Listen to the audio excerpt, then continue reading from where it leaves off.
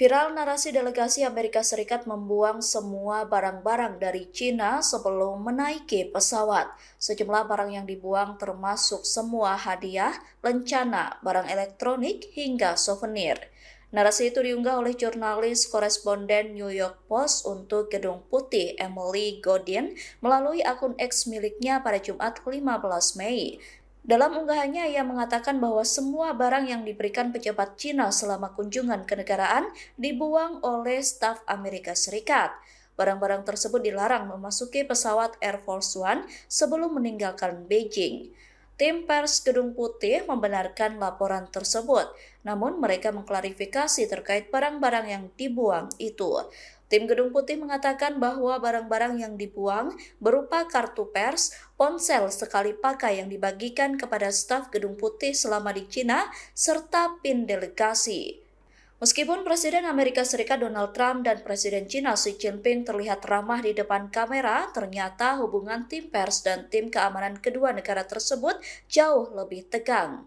Dalam momen kunjungan Trump di kuil surga, seorang paspampres atau agen Secret Service dilarang memasuki area tersebut karena membawa senjata api.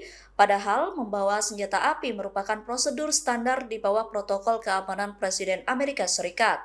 Ketegangan juga sempat terjadi saat momen kedatangan Trump di Cina, yang mana saat itu pejabat Cina melarang tim media Amerika Serikat untuk bergabung dengan iring-iringan mobil kepresidenan. Staf kepresidenan Amerika Serikat yang ikut bersama dengan rombongan pers akhirnya harus memaksa menerobos penjagaan keamanan agar wartawan bisa lewat. Rekaman drone terbaru memperlihatkan deretan kapal berlabuh di Selat Hormuz di tengah meningkatnya ketegangan Iran dan Amerika Serikat. Tampak dari rekaman udara, situasi menyeramkan penampakan kapal-kapal yang telah diblokade Iran sejak perang berlangsung. Kapal-kapal ini bak kapal hantu yang menunggui Selat Hormuz. Situasi ini terjadi setelah Iran terus memperlakukan pembatasan navigasi di jalur laut strategis tersebut. Di saat bersamaan, Amerika Serikat masih melanjutkan blokade terhadap pelabuhan-pelabuhan Iran. Televisi pemerintah Iran menyebut Teheran telah mengizinkan sekitar 30 kapal melintas sejak Rabu 13 Mei 2026.